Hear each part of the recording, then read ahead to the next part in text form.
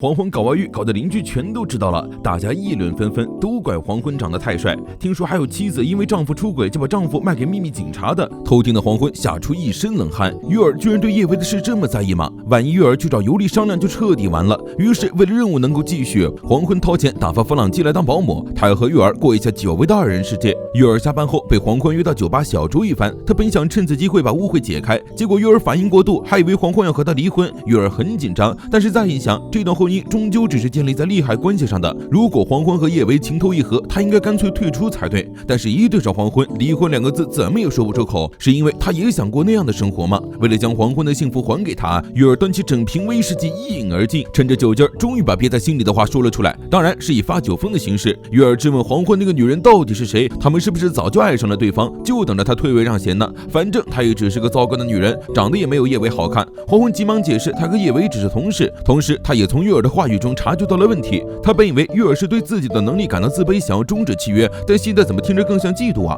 黄昏大受震撼，难道月儿对他产生了爱情？作为一名专业特工，黄昏只用了0.1秒就恢复了镇定，因为任务需要他和许多女性有过关系。既然月儿有这个意思，那他为什么不反过来利用这份感情，也就是所谓的桃色陷阱？于是黄昏深情款款地牵起了月儿的手。对月儿感到不安的是，他感到很抱歉，但是他希望月儿能够相信他。难道月儿讨厌他吗？在美色的诱惑下，月儿的心跳指数疯狂上升，还没等黄昏告白的话说出口，脸红度爆棚的月儿一脚把黄昏踹了出去。黄昏在空中一个空翻优雅的落地，看得围观群众发出阵阵掌声。但仔细看，黄昏的腿在不断的颤抖。黄昏发现自己错得离谱，刚才那一击的威力绝不是什么害羞，而是真正的拒绝，是他太自恋了，居然以为月儿爱上了自己。黄昏嘴角溢出一口鲜血，月儿刚才是对桃色陷阱的高级反击吗？月儿也知道自己下手太重，着急扑上来向黄昏道歉。黄昏的大脑高速运转，但是月儿那一脚的威力实在太大，他还是控制不住的眼前一黑，失去了意识。黄昏在妈妈的摇篮曲中醒来，结果发现自己躺在月儿的怀里。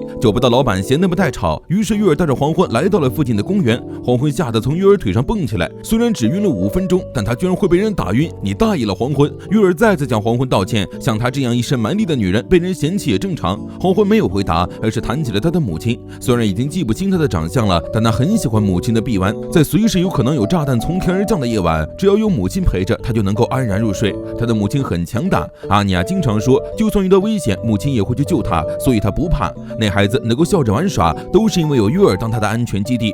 国家机关呕心沥血想构建出的世界，母亲靠一双臂弯就能办到，所以月儿很强大。她已经是一位合格的母亲了，她完全没有打算换别人来扮演母亲的角色，所以她希望月儿能自信一点，接下来也能够继续扮演阿尼亚的母亲以及她的妻子。月儿感动得哇哇大哭，总算是解开了心结。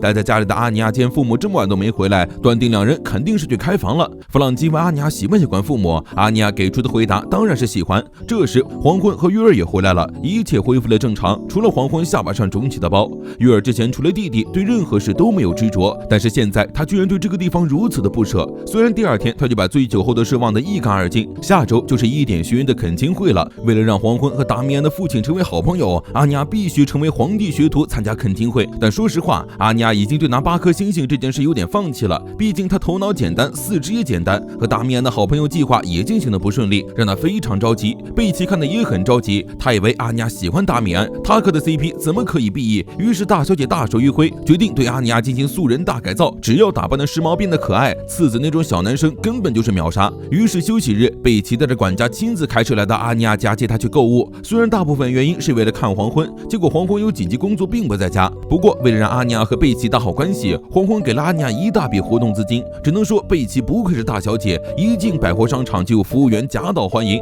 各种新款时装早就给她准备好了。这些衣服平常都是直接送到她家里的，不过为了带阿尼亚体会购物的快乐，她直接包下了整座百货公司。土包子阿尼亚第一次体会到了有钱人的快乐。为了找出能攻陷达米安的衣服，阿尼亚上演了一场从时尚到时尚过头的时装秀，累得差点倒地不起。试穿完之后才反应过来，她在学校只穿校服，就算有衣服也没机会给达米安看。虽然平时大家都穿制服，但是学期末每间宿舍都会各自举办派对，只要老师同意就可以穿自己的衣服。贝奇突然醒悟，到时候如果家长也参加的话，他不就能见到黄昏了？那现在就不是给阿尼亚试衣服的时候了，而是他自己要狠狠地迷住黄昏的心。于是贝奇也来了一场时装秀，觉得哪种风格都不错，于是手一挥把所有衣服都包了。之后他们又去看了鞋子和百货，到咖啡厅中场休息的时候，阿尼亚已经累到掉色了。见阿尼亚什么都没有买，外，贝奇有些失落，他还以为阿尼亚不喜欢购物。阿尼亚突然兴奋地表示自己很开心，这是他第一次和朋友出来逛街。贝奇也很开心，决定休息之后派阿尼亚找出他想要的东西。阿尼亚说自己喜欢动画周边，但是这里只有玩偶商店。阿尼亚看上了一款小羊钥匙圈，想要将它作为和贝奇逛街的纪念。贝奇也想要买通管，但是他想起来父亲说过，作为财团千金，所有的东西必须得是一流的。